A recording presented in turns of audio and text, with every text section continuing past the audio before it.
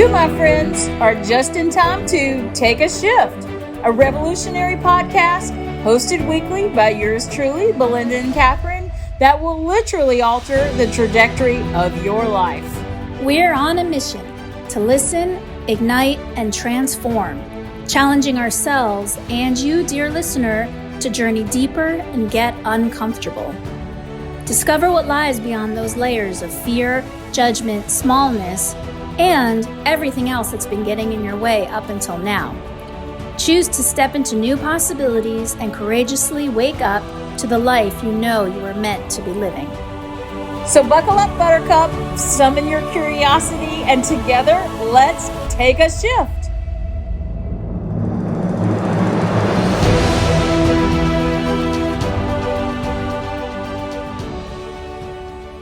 Hello, and welcome back.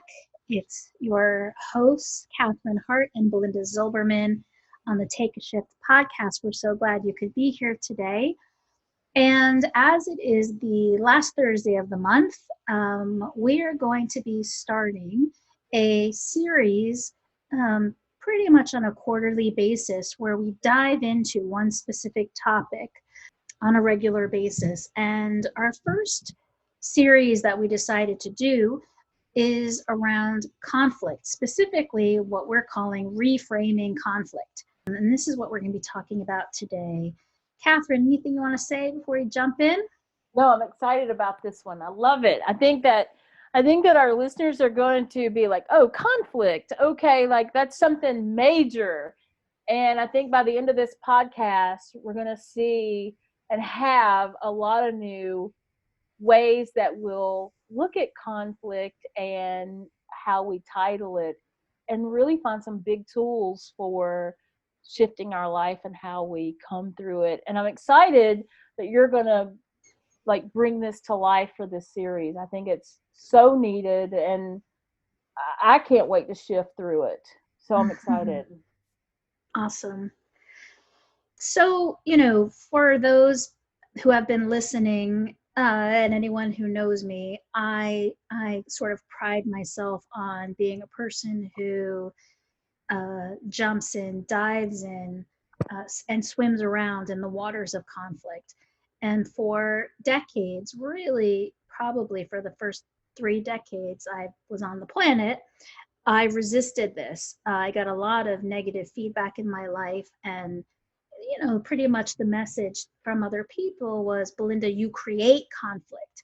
Like there's a wake of conflict in your life. And there was a lot of judgment around that. And I spent a good amount of my life sort of battling, doing this internal battle about why I was always feeling in conflict, either internally or externally, why it was, if it wasn't readily in my physical presence, conflict with another person, then I was in conflict with myself.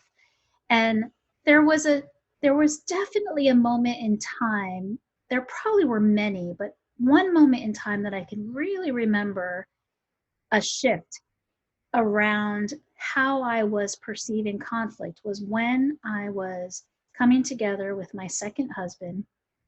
And I've mentioned this in many different forums many times before and written about it. We were coming together and he had 2 children from his first marriage. As we were coming together, we were not divorced yet.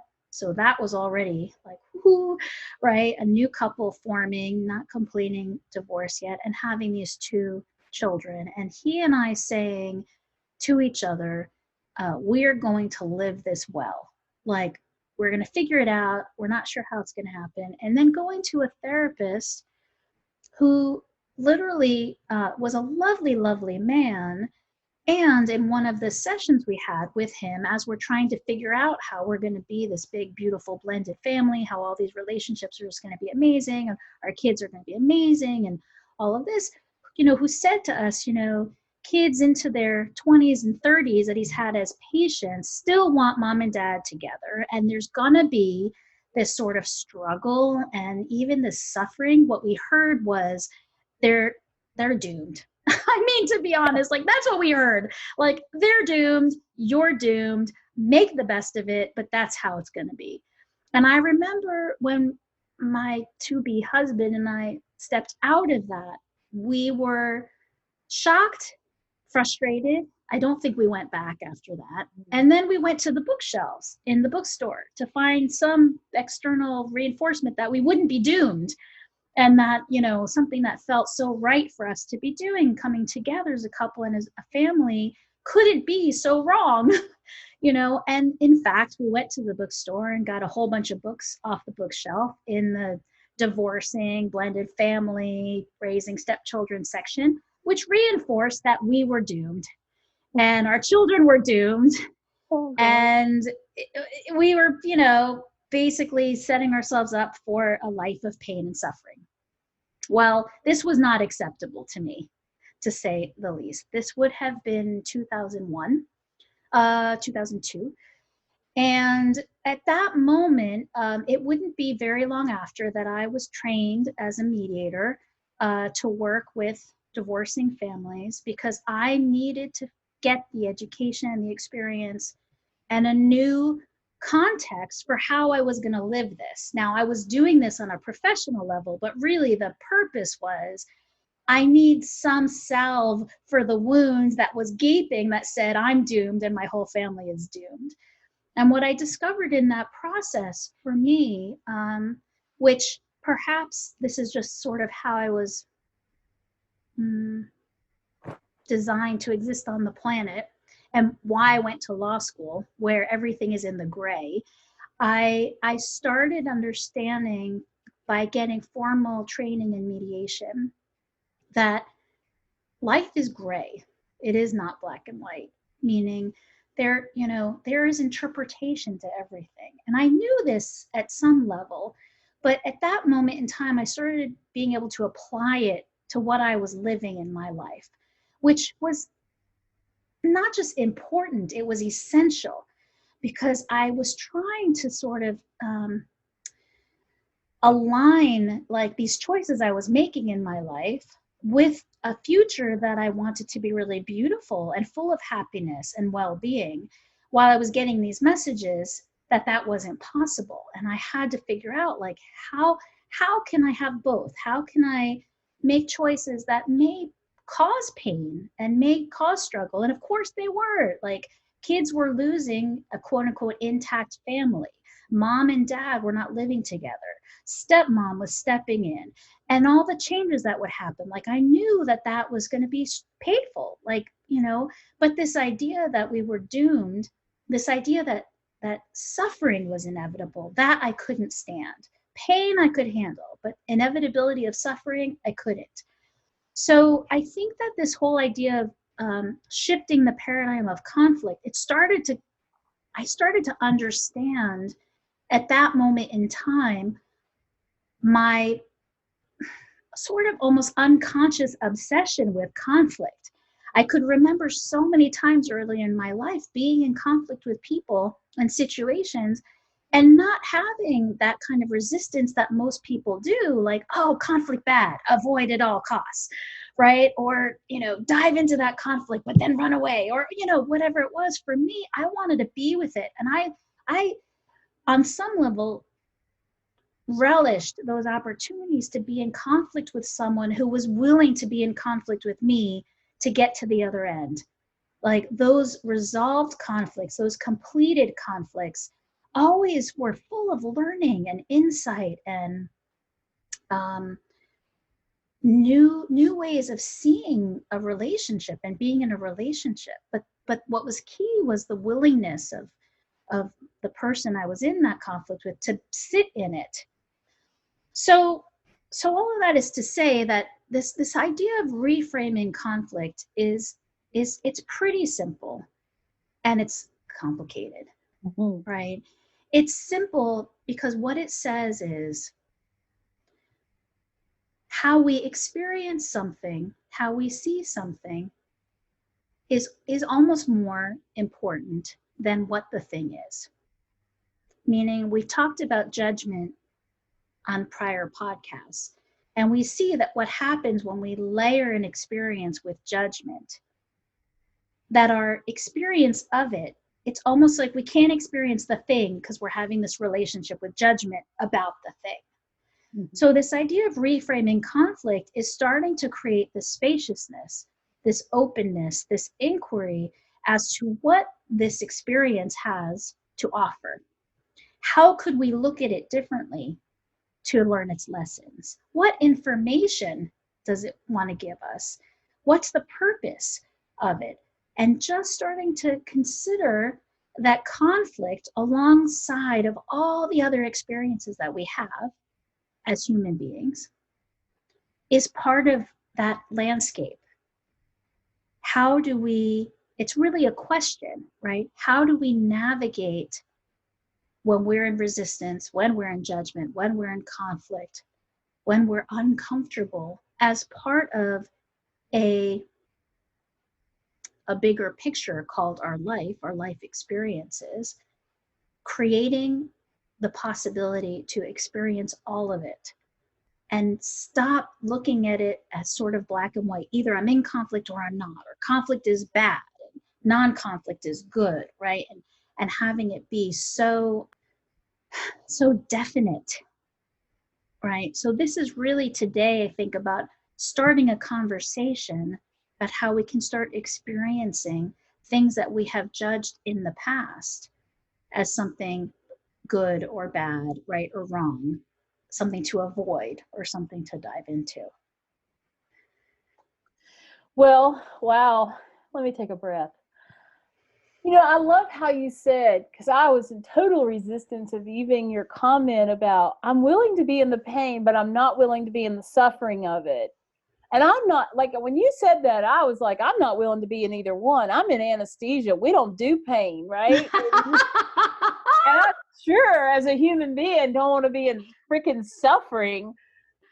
And then you came in with that, just the thought of conflict and the fear of it without even knowing what the conflict is exactly the greatest sufferings. And I heard it and felt it as the greatest suffering, instead of being, oh, here's the conflict, like me just being angst about it, me just being, oh my God, I've got to deal with that, just like in total resistance that it's shown up, no matter what it is pain and suffering of itself, right? And in not even getting to the actual conflict of saying, here's the conflict, you think this, I say this, I think this, or you say this, and let's have a conversation and get curious about we can how we're perceiving it, how we're going to talk about it, and maybe find some solutions that are best for both of us, right? Mm. Like,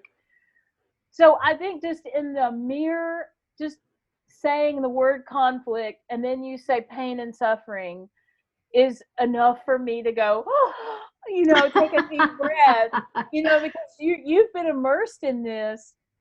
And what did I tell you when we started this podcast? I'm like, I don't know. I don't know how to deal with conflict like you do, in the sense of, and you're like, yes, you do, because you have these things that come up in your life. You're just not titling them as mediating through conflict, like with divorce, but there's conflict all around us. I mean, I don't turn on the news because there's so much conflict, right? Mm. Or I have these suffering thoughts that maybe I'm not loved enough. That's my own conflict, internal conflict. I mean, there's external conflict, there's internal conflict, and there's pain and suffering laden and threaded through all of it. So I love that you're really, I mean, because you enlightened me so much, just in the sense of how you wanted to talk about conflict on this podcast. And that's where we came up with the name, about shifting through it. That's how we named Take a Shift, because we get to like unpack it, that suitcase that we've been so scared of touching and seeing, and we walked around because we know it contains so much pain and suffering, Mm. right? And I Well, love to unpack it. and we've made it wrong. Right. It's funny, we laugh when you're like, I'm in anesthesia, like it's all about avoiding the pain. Like we're laughing, but it was maybe maybe it was 6 months ago, maybe it was 2 years ago. I don't know. Life goes so quickly these days. It seems once you turn 50, sort of time changes. But I was listening to NPR, and it was an episode on the opioid crisis, and they were interviewing dentists. And it seems that there was a pattern, and I can't remember, somewhere in the southeastern US, where they were talking about opioid addicts, and one of the methods they were using to get opioids was going to different dentists who didn't have a way to determine if the person had gone to multiple dentists. There's no national or statewide database, and they weren't using insurance, and they would go from dentist to dentist to get their medication because they were addicted. And there was one dentist who was talking about this, interviewing and saying in his practice it was really a problem. And but one of the things he was reflecting on was this idea that as a dentist, and why I think a lot of dentists, you hear dentists commit suicide at like higher rates than other fields in medicine. And he was saying because when people come to the dentist, they expect not to have any pain. And so dentists feel this heightened responsibility to make sure, so they're maybe over prescribing medication because our mindset is, I should not feel pain, and you're a bad dentist if I do. And I remember listening to the way he was describing that, and I was thinking, that isn't just about our teeth. We're going to dentists. Like for many of us, for much of our life, part of how we address or receive these kinds of conflict moments is from a standpoint of, life is not supposed to hurt. Like this is wrong. Like life is supposed to feel good. And now I'm in a relationship where I'm struggling, or I'm having a midlife crisis, or my body is changing and something's hurting in my body, or whatever, that we immediately, the first thought that most of us had, and I've had it plenty of times in my life too, is there's something wrong here. There's something bad, as opposed to, wait a minute. If we came from it with life includes pain, the human experience includes pain.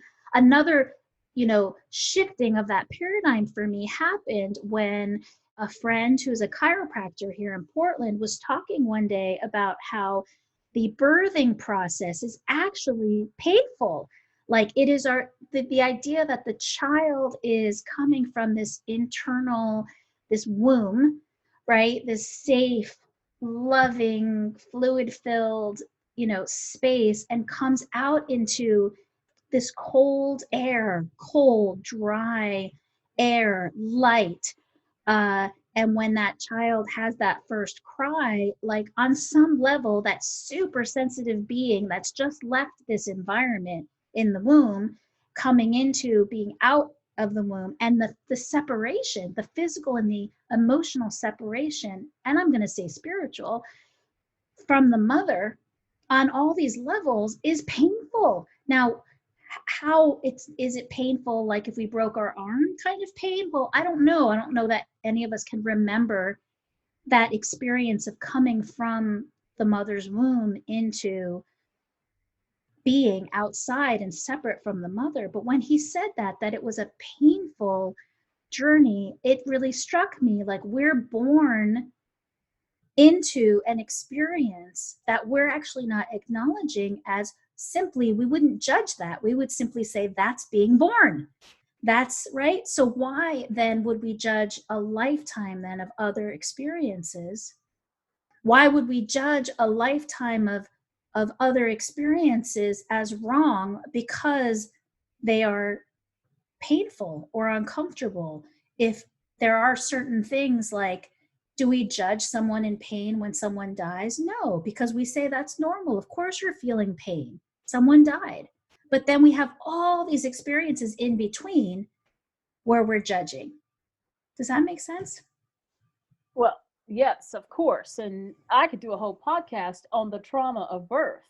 I mean, I see it all the time. And it is one of the most traumatic, whether you're having a C-section or a vaginal birth, even with an epidural, there's pressure. My epidural doesn't take away, it'll take away pain, but it never takes away pressure. And here's what I tell my women, my mamas that are having C-sections. When we get ready, when you hear the word uterine, it means they've made the incision in the uterus. You're going to feel like everybody on that side of the drape is standing on your belly. And we're just going to have to close our eyes and breathe through all of that pressure. And you get enough pressure, and pressure feels like pain. Like I have to orient women, these mamas, like, I'm like, my first question when they're like, my epidural's not working. And I'm like, are you feeling pressure or pain? Because my epidural will take the pain away, the pain pathway to your brain, that your brain goes, I'm having pain. And a lot of times they have to distinguish. And if they're so tired, they can't distinguish between pressure and pain. I think that's there's a podcast right there, because enough pressure is going to be painful, right? So as in birth, so it is in life. And one of the things that I want to go back to is, you said we've made conflict wrong. And I think that we have made conflict wrong. Like, I don't want to have to deal with that. So in order not to deal with that, I'll just make you wrong. Right? Like that came to me so vividly, the way you said that. Like, I want to make something that doesn't feel good, or it's too much pressure, wrong. When I know what you're going to talk about is how it could be an opening for something greater inside that suitcase of what we deem to be painful and suffering. Like, there's so many gifts inside of that. And I know that we've talked about how we're going to do this series, and how just to create this opening to just look at it in a different way of being, that we're able to at least have this, like you just said, have this conversation about shifting that paradigm of what we call conflict, right? Like, yeah. And ultimately, you're, when you were saying, like, in the creation of the podcast, Take a Shift, like, we're always talking about how are we shifting our view of things? How are we shifting our definition of things? How are we shifting how we've considered something up until now? And for me, I know this is why it's my life's work. It was way before I became a mediator, and it will lead me to the last of my days, because I am so utterly convinced that by shifting our experience of conflict on the planet, like in every sense of the word, we will fundamentally shift our experience on the planet. Do you know what I mean? Like, it's sort of like the source. I really think it is the main source of pain on the planet, because we keep judging our experiences. Yeah. We keep judging our experiences. So I want to give a really clear example, because I think, there's nothing like having children to reframe how we see the world, right? I mean, kids with their big, open, curious, inquisiting eyes. And one of the areas where, with all my wisdom and experience, I still found myself these last 10 years or so, 13 years, I guess, since my daughter was born, because she has liked to point it out to me many, many times, was in the car. I was navigating conflict fairly well in many areas of my life, most areas, one might say, but somehow in the car, I would get in the car, and I can remember being in some not ideal situations with my daughter, witnessing my behavior in the car, right? Yelling at someone, getting frustrated at someone. And we moved to Portland in 2011. And so she would have been 5, just turning 5 at the time. And it was sometime after we were here, because I can remember being on the Markham Bridge. It's one of the bridges that crosses over from the east and west sides of Portland. And we're in the car, and someone cuts me off on a bridge. So it's a little bit dangerous. I mean, getting cut off is always dangerous, but someone cuts me off, and I get really angry. I mean, really angry. And I'm cursing, and I'm just, and I'm a New York driver. So I'm just critical of everyone driving. That's just who I am. Or that's how I see things, I should say. And And I get really angry, and Sienna's in the back, in her car seat, and she says, Mom, what if in the back of the car there's a mom and she's having a baby and they're rushing to the hospital? Now that we're on the baby and birthing theme today with conflict, I love it. And I thought I was so taken aback. In that moment, I thought, I had not considered that. But it was such a paradigm shift, because literally from that moment, what she got me to consider was the way that I perceived my reality. And then, of course, the way that I was engaging with my reality in this kind of conflicted, judgmental, aggravated, suffering, right? I was making myself suffer, obviously, every time I got into the car and got angry. And what she did was she opened up this possibility. Now, who knows? Who knows? But that was the point. Who knows? So it almost became a spiritual practice then, which I do a good part of the time, and I don't always do. There's some satisfaction I find at this point. It's kind of funny getting angry in the car, because I laugh at myself when I do at this point. But it started to become a spiritual practice of getting in the car and choosing how I want to be in relationship with other drivers and the pedestrians and the bicyclists, right? All kinds of opportunities to be in conflict, being in a car in Portland. And how I would choose to see that experience differently. So in that regard, conflict for me became a practice of non-judgment. It became a practice of getting curious and interested in what was happening around me, right? When those conflicted feelings would come up, versus being in that suffering and actually being in the pain, and the suffering is when we sit continuously in that pain as if that's the only reality we can experience. And I was saying, thanks in great part to my daughter, there's a different experience I can have here. So have the people cutting me off, have the people driving 20 miles an hour in a 50-mile zone, right? Have all of this happening, but how I would choose to engage with it, how I could choose to experience it, could be fundamentally different with this different point of view. Now that's a powerful example. Of course, you're using traffic, and there was just an article here in Dallas, maybe 2 days ago, I think, that a 9-year-old was struck with a bullet because road rage on I-35, and somebody pulls a gun because whatever happened, I don't know. I didn't read the whole thing. I didn't want to. And I think we've all been that enraged when we've been cut off. And what if? Like, right? Like I think this is like the surrender experiment that Michael Singer talks about. I think it's on our bookshelves on our website. What if we don't engage, right? Like what would happen if we didn't engage? And we're better for not having to engage with that, because then you don't have to suffer. You can just it can come through you. It can come through your experience, and you can release it. And what is it that makes us think that we have to engage, and I have to make you wrong for me to be fair or for me to be right? Or Right? for you to feel comfortable. Right. Or not taken advantage of. Like in that situation with driving, right? That you feel less taken advantage of, or somebody got an upper hand to you, or somebody has more power, or more, maybe it was a nicer car or not a nicer car, whatever it is. Like there are these, we judge these things by what you're driving, how fast you're driving. I'm a fast driver. I get it. And speaking of traffic, one of the things that has really helped me not suffer is like just shifting the ideal of, okay, now there's traffic, I'm going to be late. Here's what I'm going to assume.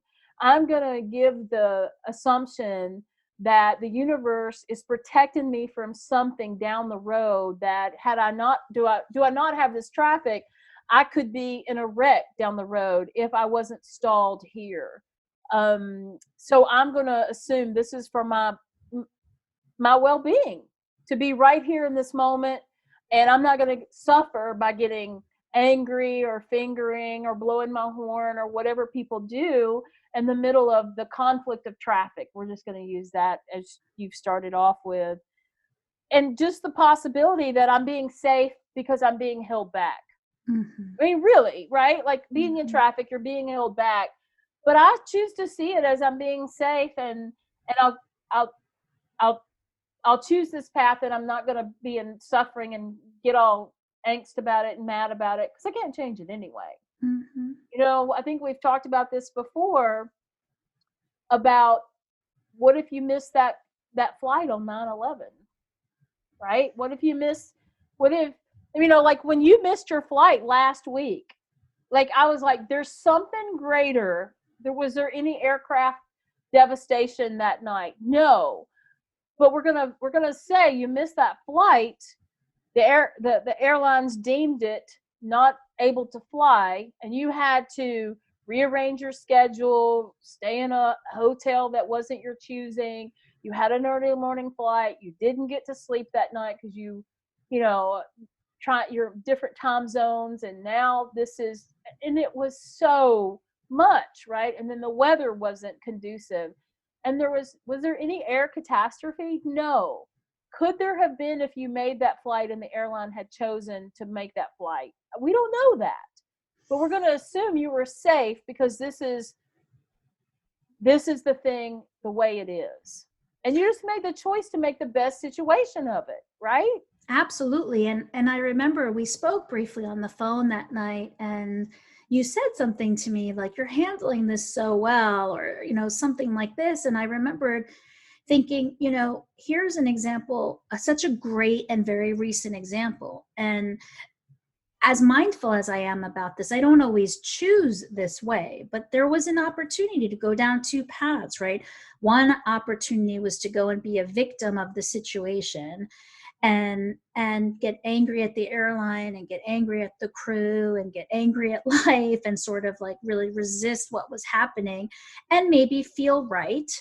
Maybe that's why we do that, is I get to feel right or justified, or I get to be the victim in that moment, which would get me some attention or whatever it would be. Or I can choose to say, I don't know why this is happening, but what am I going to do with this? And what it turned out for me, in spite of the fact that I didn't sleep that night, needed to reschedule some clients the next day and all of that, I ended up having, about a 7-hour work session by myself at the hotel that was incredibly productive. And going to sleep that night, trying to go to sleep that night, I remembered thinking like I hadn't worked 7 hours straight like that in quite some time with that level of, so then it was like, well, maybe that's why this was supposed to happen, and even the need to know like, why is this happening? Or I find that the more I practice just being an opening for conflict to exist in my presence, and not having a need to know, allows for the possibility of things to come through, information to come through, opportunities to come through, new ideas to come through. It just creates this spaciousness. And I think that, I'll give this example of couples coming in when they're struggling in relationship, is when we're on two sides of a coin, or we're on two ends of a spectrum, because one person in the couple wants to see some result and the other person in the couple has a really very different end result that they want to see.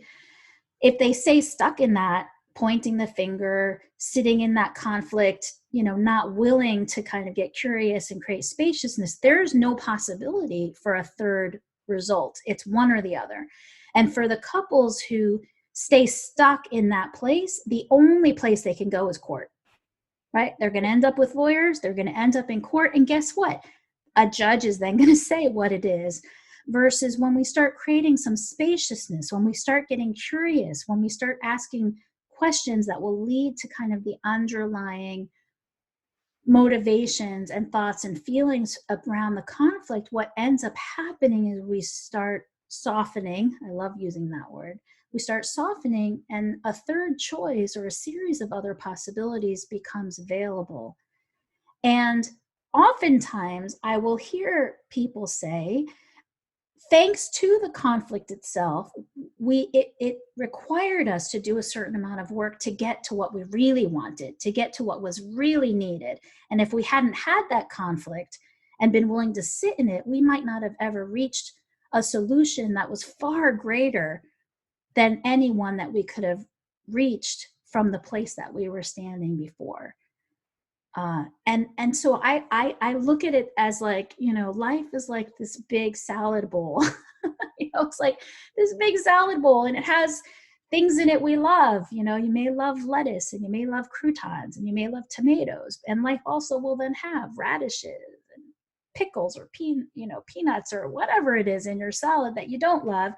And that's life. And if we can look at it as this big salad, we can learn to like those things in the salad. We may pick them out, but without resistance, right? We may push them to the side, but how to be with it, how to like have that big salad bowl of life, and how to start engaging with it in such a way that there is a possibility for all of it to exist. I don't know. There's, I could talk about this till the end. I will talk about it probably till the end of my days. Well, I think one thing we have to address, and I'm really interested in hearing what you say about this, is I think we deem this fear or this pain and suffering is what we fear. If we create an opening to this conflict that we're going to have, like you said, I'll do pain, but I'm not doing suffering. I refuse. And so we sense this conflict coming in, or this tough conversation we have to have with a mother or a husband or a child, whatever. And we sense all of this coming our way. And my question is, how do we reframe it that we're not so fearful of it? Mm-hmm. You know what I mean? Like, how do we even get out of our own way when we have that intuition we're going to have to deal with it, but we're scared of the pain and the suffering, and then we're scared with what the results could be, because we may not like them. Mm-hmm. Like, every day you get to have that conversation, and we may not like the results, like, because it's going to lead to a court or lead to a divorce. But I mean, even in the smallest of things, like, how do you come out of that fear? The word that comes up is practice. Practice, practice, practice. I don't know where that quote is. It is, let's use another recent example of you and I, and coming together and doing this podcast. If you give me permission to share the one conflict we've had since we started working on this, do I have permission to share? Yes. Yes. So, we have an email exchange during which you share that you were disappointed with something that I had written, and a process that we were agreed to do our written work in a certain way. And I had gone ahead and edited something, and we hadn't had that opportunity to talk. And I remember reading your email. Now, I am very practiced in sitting with conflict. But let me first say that sitting with other people's conflict is very different than sitting with our own. So there's a distinction to be made there. So as a human being, right, as a soul having a human experience, there is that fight, flight, freeze response in my amygdala, just like the other 7 billion people on the planet. So when I see an email, for example, like that feels like I'm getting yelled at in that moment, like I was getting yelled at through the email, my physiological response to that is the same as everybody else's. My heart starts to increase a little bit. I perspire a little bit. My face got flushed, and I immediately went to this, I've done something wrong place. I'm bad. I've done something wrong. I'm in trouble. And not only that, my relationship is threatened here.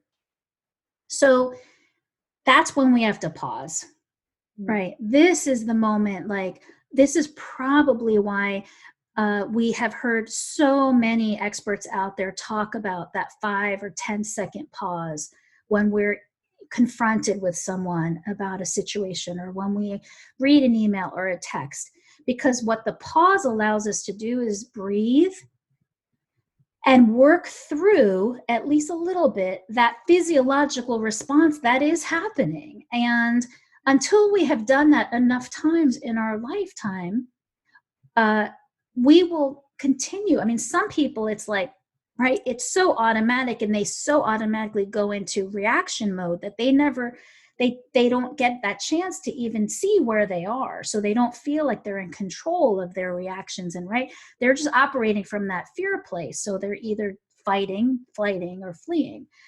When we start to have that pause and we sit with it, we can begin to understand that even though our words or our thoughts might be able to be mindful, or our body is telling us fight, freeze, or flee.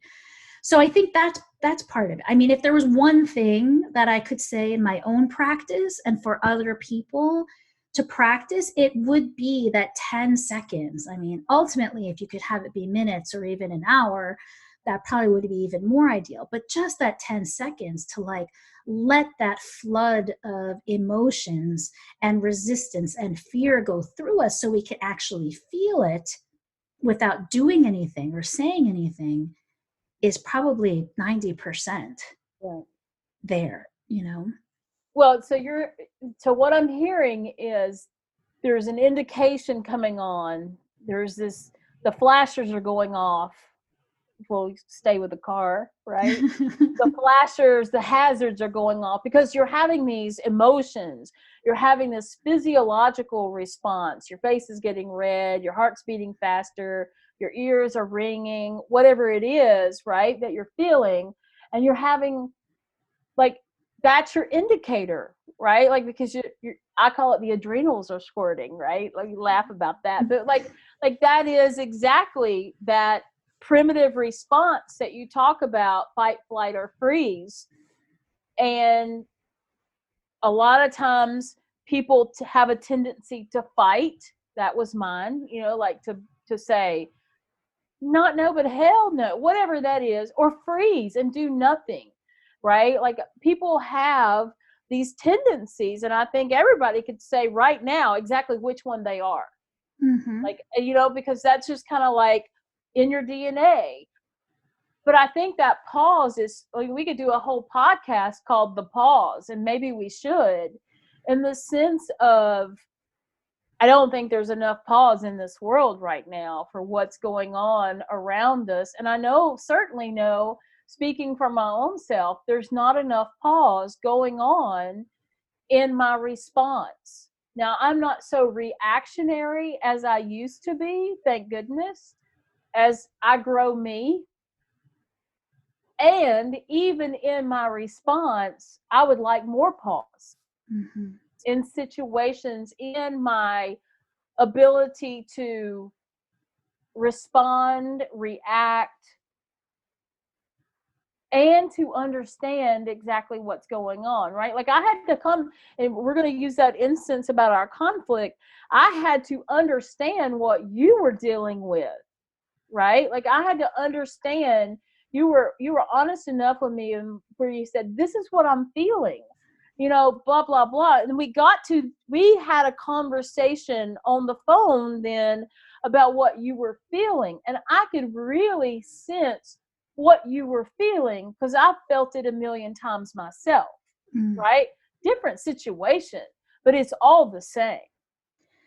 And let's go a little like deeper into that, because here's what I really mean by reframing conflict. If we hold in our hearts and in our minds that conflict is bad, so it must be avoided at all cost, what's the bigger cost of that?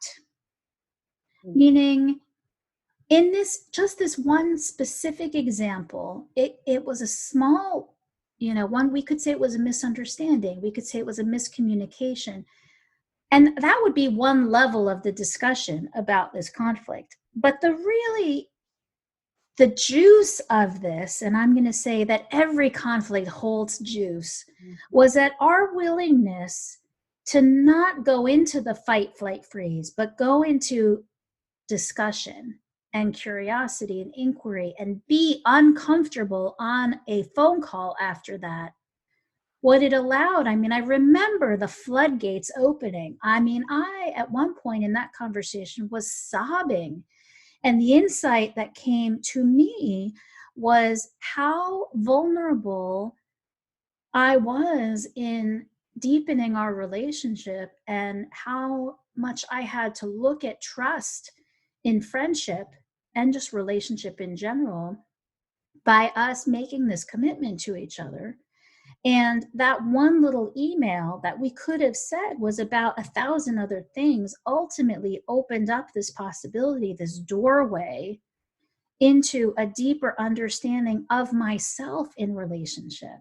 And when you gave me space and permission to share that, not only did you get insight into me and how I operate and what my challenges were up until that point, but you also learned some things, I think, about yourself and in the process. And you could speak to that yourself. What I know for me, because I had a partner in that moment who was willing to sit in the conflict with me and be with me as I moved through that process, you became, our relationship in a way was solidified in that moment in such an even deeper way, even though we had a really close relationship, because there was a bond and a trust that got created by simply the willingness to sit in that discomfort.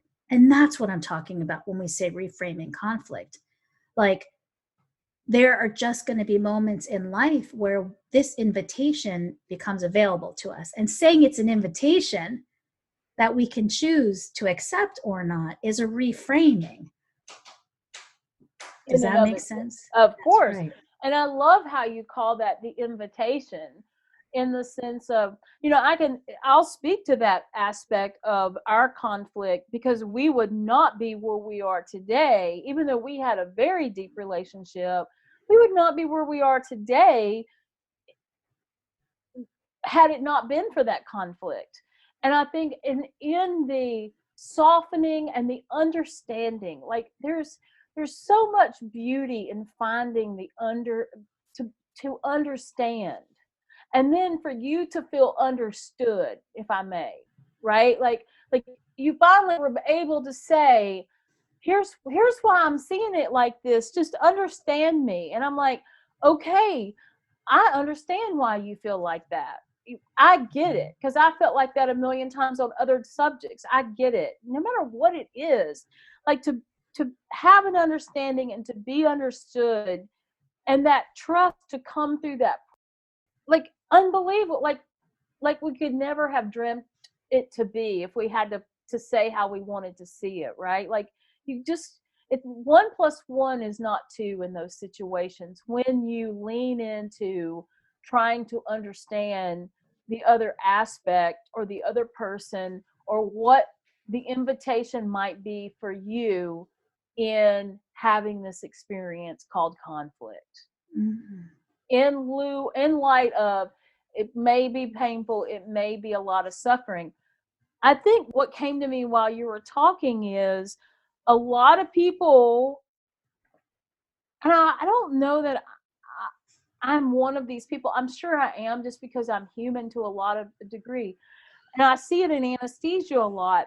People don't like anesthesia. They don't mind having the surgery, but they don't want to relinquish control. And going under anesthesia is, they feel like they're not in control. Well, I have just a little bit of insight. We are in control of nothing. And yet we want to think we're in control of everything. And to be in conflict, I think the people that feel like they have to control everything, and I'm not talking about being the CEO. I'm talking about being the CEO of your own life. If you're a mother that feels like you have to control everything about your children, or you're a woman that feels like you have to control everything about your life, or you being out of control is it is going to bring all that pain and suffering. I just think that I have to be in control is something that keeps you away from the ability to have that invitation too. Because I see it a lot with in anesthesia, I see it a lot with clients that think they're in control. And there's not a lot of control in that we have. The only control we have really in this world, in my view, is how we respond, how we react, and how we understand. Mm-hmm. And that's constantly changing too. But Mm-hmm. I love how you talked about the invitation.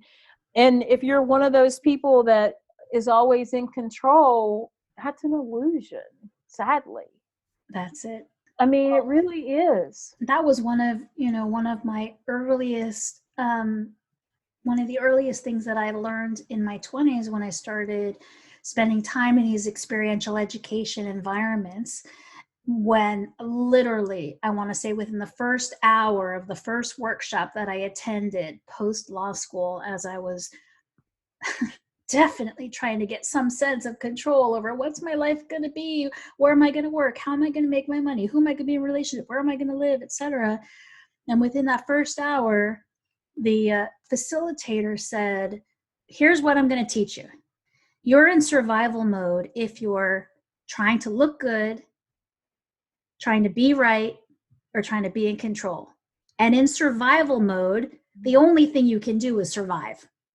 And that was profound. I mean, just that was like probably for the next 10 years, that was the thing that came to the forefront of my thinking every time that I was struggling with something. Anytime I was resisting something in my life, particularly in relationships, particularly probably with a spouse, I would ask myself that question. Okay, so fear's coming up and I'm feeling like I'm in that survival mode. What am I trying to do? Am I trying to be right, be in control, or look good? And it was very easy to go to one of those and be like, oh, okay, there it is, control, or there it is, I'm trying to look good, or there it is, I don't want to be wrong, right? And then, there was conflict happening, but in those moments, there wasn't an ability to rise, I want to say, not above the conflict, like be better than it, but to be with it in a way where it could teach me something, where I could have some deeper understanding, where it would offer information and wisdom, where, I'll often say, when conflict comes up, it can be an indicator that something needs to change, something needs to shift. In that way, it's simply information, not good or bad, right or wrong. It's just, you feel conflict in a relationship. I mean, I have relationship conflict today, in my marriage, and it comes up. And is it uncomfortable? Of course it is. I don't want to have it any more than anybody else does. But then I quickly remember when it comes up, here's that opportunity again. What do I need to look at? What do I need to consider? What do I want to sit with? What new requests do I want to make? What new boundaries do I want to draw?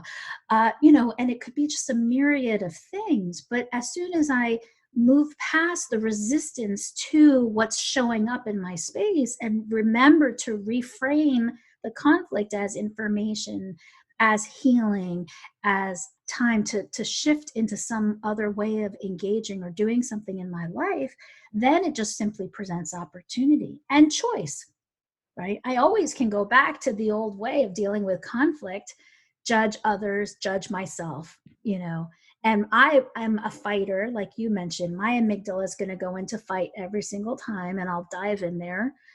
I'll create a lot of havoc along the way, as I've done in the past, and then I'll go into self-judgment and sit with myself about how bad I am for doing that. And then I'll go back and make that apology.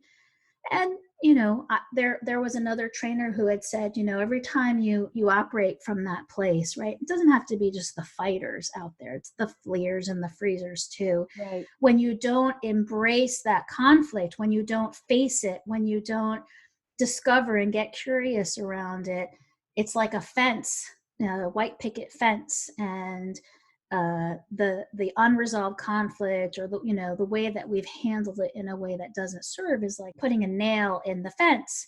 And then you go and you repair it, Now, really repairing in the way I'm going to use that word is different than somebody just going and say sorry. But let's just say, you go back and you say sorry. Okay, great. You've acknowledged it. But without doing any more repair, all that does is take the nail out of the fence, and guess what's left? A hole. Mm. And most of our lives, I'm going to say, not everybody out there, but a lot of us out there have a white picket fence that's full of holes that we've made in other people's fences, and holes in our own fence for all those times that we were in some kind of conflict, whether we faced it or ran away from it, and didn't truly do the repair. And I'm going to say even that the repair I'm talking about, beyond the simple acknowledgement and a sorry, the repair is really the work that is necessary to do to understand how we got there, who we are, to listen to each other as we're in these moments of struggle, right? And really get what the opportunity is in those moments. And I think that's when those holes get filled in, right? And when our fence can be, we know that we've had holes, right? We know the nails were there, we know, but the whole story then becomes a white picket fence that's got a story to it, but that feels whole and intact with all the story and all the struggle and all the pain, but it can exist as this intact whole fence. Well, and I love how you, when you talking like, I just have this visual about the fence and the nail coming out with somebody going, sorry, I'm sorry, and not doing their own work on, that's the external part, right? And that's part of the repair. But the greater part of the repair is once that hole's been made, and maybe you didn't handle conflict in the highest and best use of yourself, and you have that hole in your own fence. The greatest repair, in addition to going, sorry, nail comes out, you really do have to go back and say, I think, talk about the invitation of what is it here to teach me? What do I need to heal?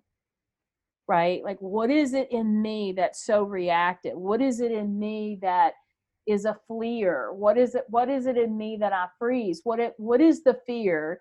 And you really have got to get underneath that to repair that quote unquote hole. Because then what I see is all of the weather getting into that exposure of that hole, that space, right? Like the water always takes a path of least resistance, and it splits the wood through that opening, and the sun cracks it with its sun. And then what happens is we don't take care of really what created that space, right? We don't go within. You can do all the external crap you want. I don't care if you say you're sorry 1,000 times, but if you never really go within and fix the thing within, the internal aspect of it, why I did this, why am I always doing this, then you're not going to be left with anything. Right? Like you're going to have to find a new board, because that fence is not going to be strong. That fence is not going to be there eventually, because you're going to erode basically with the weathering of, right? Like, and that's just survival. It's like you said, that is not thriving. That we are not here just to survive on this planet. We are here to thrive. And and me included, I love how you said the fighters, the fleers, and the freezers, right? I love how you said that. We should do, I mean, that's one of those three you are, because you're human. And now to get past that and find the internal fears of why you fight, why you freeze, why you flee, that's the invitation of conflict. Because by God, even sunshine burns if you get too much. We cannot live without the contrast of conflict, because we don't know what love is if we've never been unloved. Right? We don't know what pain is if we haven't experienced pleasure. Like we have to have contrast. because we will not know love if we don't know fear. And you can talk about whatever it is you want to talk about. We don't know the beauty of the darkness if we haven't had the brilliancy of and the heat of the sunlight. And that's why this is so delicious. Like, that's why I love it, because that is the place that I come from time and time again. I think why we're struggling is because we did not learn in childhood a framework and a set of tools on how to navigate it. Right? When we're in joy, when we're in happiness, when we're in ease and grace, like, you don't need tools. Like, that's just easy to live, right? We're, when we're in celebration, when we're in love, when like something takes over in us and we're, it's almost like we're on autopilot. We're just in the juice of it, right? It's in the other part where it's like, and again, I think it's, our parents, grandparents, great grandparents, I don't know, maybe at some point generations before us knew how to navigate that more. Maybe I don't know. But what I do know is, certainly as I raise children, and my daughter, who's 13 now, and my stepson who's about to turn 13, that having these conversations and simply being present with them as they're in their own struggles and they're experiencing their own conflicts, being able to witness them and listen to them and be with them as they are going through that is again, I would say, that's second to the pause, right? That's another part of it, that it's not just that we're uncomfortable with our own discomfort and that we are individually struggling to be with conflict. It's that we can't be with other people's conflict, which ironically creates more conflict. Right. Does that make sense? It's like, if I'm judging myself in conflict and then I'm judging you as you're in conflict, and as a parent, the last thing we want is to watch our children struggling and suffering. It is hard to see them in pain. And yet, what do we teach them when we don't create space for them to simply be in that struggle and be with them, letting them know we support them and love them? But when we try to take that away from them, make it nice, fix it with food or with going to buy something or with some quick, easy solution, or the way, our parents maybe told us, stop crying, don't complain, be happy. It was more, I know growing up, it was like there wasn't a lot of space at times to sort of be in my misery, whatever was going on. It was like, and they say, what is it, that an emotion takes like 30 seconds to complete if you allow it? So we have this fear, and I can see it even today with sometimes with my husband, sometimes with the kids, that as I'm observing them, and particularly with my daughter, who seems to feel things, not just feel them deeply. I think many of us feel things very deeply, but it's very present. When she's happy, when she's sad, like, and I was one of these kids too, like, it was so present. And so when she's having a really difficult emotion, I can feel that discomfort in me of like, oh my God, it's so physically uncomfortable for me to be there, and how much work I have to do to not want to just go take it away and give her something to make it better, tell her something to make it better, versus I'm here, I love you, and allowing her, and if she comes and she needs a hug or she needs a cry or she needs to hit a pillow or she needs to go to a room for a little bit, being able to just be present with her as she's going through that. That is reframing conflict too. Right. Right. And I mean, it's just beautiful. And you're just like, oh, if we had all had a little bit of that space as kids, right? Like, I don't have kids. I couldn't do it. It's the most sacred job on the planet. So I always sit in awe of parents just brave enough to be parents. And then all the techniques you got to pull out of your hat to do it. And I can imagine how uncomfortable that is to watch, because I know how uncomfortable it is to be in that conflict, right?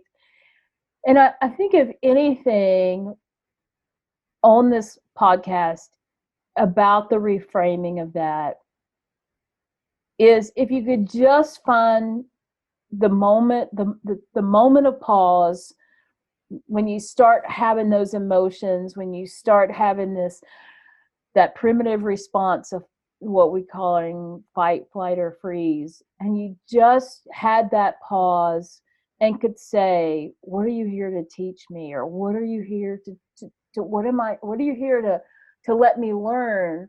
What is this? What is this traffic here to teach me? What is this pain here to get my attention for? What is this here for an opening for something deeper, which we know it to be. I wish I could say every aspect of my life I have this beautiful opening and invitation, but I don't. Right? Like I still struggle and I still work on that daily, sometimes hourly, minute by minute. Of this doesn't feel good. What is it here to teach me? And if we could just like have that constant reminder, reminding ourselves to have that pause, have that opening, that if we keep, or we're going to consistently be a reactor or a fleer, if we keep doing what we've been doing, we're going to keep getting what we've been getting. If I always chose to be a fighter, I would just constantly fight, right? Like be a fighter. So if you're somebody out there listening to us and you're like, they fight with me, my sister fought with me, my brother fights with me, the people at work, well, I want to tell you, it's probably not them. It's probably something that you really need to pause on and say, the common denominator here is ourselves. Mm-hmm. Always from where we come from. And so I love that the aspect of this is to pause in the uncomfortableness. Like you having to watch Sienna being in that uncomfortable, and you just want to take it away, and yet the really the beauty of it is in the vulnerability and the uncomfortableness of it. There's where the gold is. I mean, what's the old saying? The diamond's made under all the pressure. Mm. Like I really like just in the pure reframing of it, and like how you've had to reframe it to allow Sienna to have that experience as your child. And you have to allow yourself to have it as well. Absolutely. And I think it's important to really underscore, particularly for the fighters out there, it is a physiological response Right. that when we start having a more conscious relationship with our individual responses and start lifting the judgment about how we've done it up until, because that adds a whole layer of complexity to it, right? And we say that each of us is going to have our natural inclination to how we're going to do it, right? I'm a fighter, my daughter's a fighter, my stepson is a freezer, and my husband is a fleer. And in knowing that, we can have compassion, but we can also have a bit of humor in there too. Look at how human beings evolve in such different ways, and how we get to be in relationship with each other. And part of the reframing of conflict is understanding how we each are going to meet it in really different ways based on how we're built, and we're just built differently. There's this whole, right, men are from Mars, women are from Venus, right, that whole movement. Right. Well, yes, you could say there are differences between men and women, but it goes beyond that, right? There's differences between men and differences between women and women. We're all unique sets of qualities and values and just makeups. So I think it's important to just to note that, and that in and of itself can bring a lot of awareness to relationship dynamics that any of us are experiencing today. Because I think it's a both and, right? I personally look at almost everything in my life from this personally responsible point of view. I may have reactions at times that wants to point the finger to someone else and say they did this to me, or they're behaving this way, or it's the traffic, right? Or it's whatever, the tax man. It's something outside of myself. And yes, there is something happening outside of myself. We cannot deny, if you're in an abusive relationship, like there is somebody doing things that is abusive in that relationship. And in terms of what we each have the ability to work with, to be with, to shift, that resides solely within us, right? So to be able to say, look, up until now, the majority of my attention has been on external circumstances. They did it to me. They're doing it to me. They're the problem, and starting to shift that and not simply say now it's just me, I'm the problem, and to be able to recognize there's something going on out there, but that's not really for me to change. I don't have control over the people's behavior. I don't have control over the traffic or the weather or the plane cancellations or how my kids are going to be at school or how my husband's going to be at work or whatever. I don't have any control over that. It does influence me. It informs me. I interact with it, right? What I do have the ability to shift is within me. And so sometimes it may be as simple as how I'm viewing a situation. How do I view this situation that comes up? How do I work with it differently? Right? But I think that a big part of this conversation, as we bring it to a close, is understanding that the reframing of conflict at its very basis has to do with where we're putting our attention. Are we looking at the external world and saying, external world, change so that you can meet my internal needs? Or are we saying the external world is?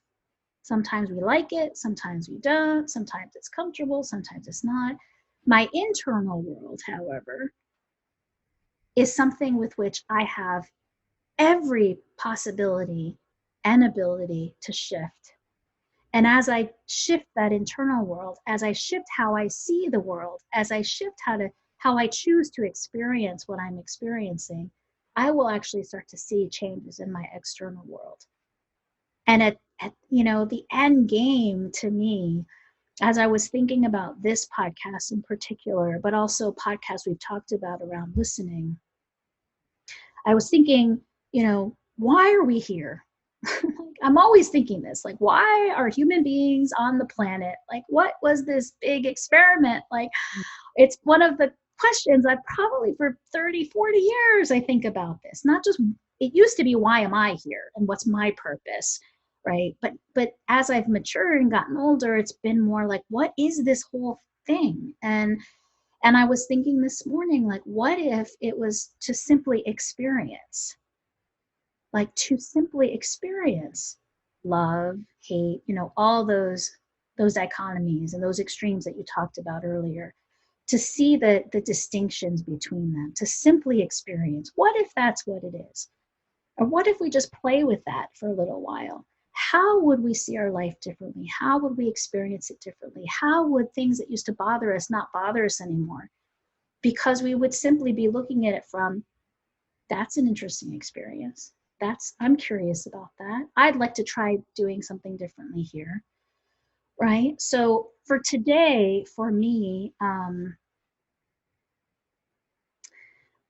I like this idea of being human, being an experiment. Like thinking about it that way creates a lot of freedom and a lot of space within. And one of my mentors, Lauren McNeil, who I absolutely adore and admire. I think she's one of the best, if not the best mediator in the state of Oregon. When she was teaching me years ago, said, every mediation is practice for the next one. And I just loved that. I just love that. And I extended that to how I experience conflict, how I experience day to day. My life is, if I live my life as if today is simply practice for the next day, as if I live today as if it is simply about a practice. Just that mindset, just that kind of container allows for more spaciousness, more curiosity, and a true paradigm shift in how we're experiencing our life. So I love this topic. You could tell I could talk about this forever. Well, absolutely. And I mean, this is just the first of this series. And, I love how you put not just why am I here, but why are we here? Like for the ultimate experiment, right? And my response that came up is always expansion, right? Like from spirit, always is seeking to expand, right, within us. And we're this human experience, we're always seeking this expansion. And just to open an invitation on how to view and feel about conflict is expansion in and of itself. And as you and I both know, we talked about this earlier today, that the greatest, I think one of the, other than like one of the secrets we let out of the bag today is you're in control of nothing. I think the other great secret is really in our most vulnerable states, we find our greatest strengths. Yes. That as the fighter, the fleer, and the freezer, we never get to, because there's too much franticness going on. But in the real vulnerability of the examination or the opening or the invitation is where we truly find our greatest strengths. And that's where expansion comes in. Because once you uncover this strength about you, just if you're able to take a pause, that's a strength. And that's a vulnerability, right? All of its beingness. And I think just if you could just open to that aspect, it'll shift your entire way to look at conflict, in addition to shifting your day, your month, your world, your outlook, whatever that is, because it is not additive. It is not 1 + 1 is 2. That is summative, in the sense of 1 + 1 there is 100, right? So this is going to be a great series, because the entire world seems in the throes of conflict for one reason or another. I mean, just imagine like the conflict of the royal family right now, the conflict of, everything. Like there's nothing you couldn't put in there under the word conflict. So it's going to be really good, and I'm really excited about it. And just a great way I love the word invitation here. I mean, it's just an inviting of your own self, right? Yes. All right. I think that's it for today. How about that? It's a wrap. Thanks, Kathy. Thank you, love. Love you. Love you. Bye, everyone. So thanks, everyone, for joining us for this first in a series around conflict. And if you are interested in learning more about Take a Shift, or Kathy or myself, please find us at www.takeashiftnow.com. And if you're specifically interested in working through some conflict, if you're in the Portland area or outside of Portland, I do work with people in person and on Zoom and on the phone. You can find more about me on LinkedIn, Belinda Zolberman there, and on my business website, which is pikeamediation.com. Thanks, and see you next time. Thank you for listening to this episode of Take a Shift, a part of Mental Health News Radio Network. We are so grateful for your time and presence. Always remember, you're just one shift away from a better feeling day in your life. Until next time, remember to listen, ignite, and transform. Much love from us to you.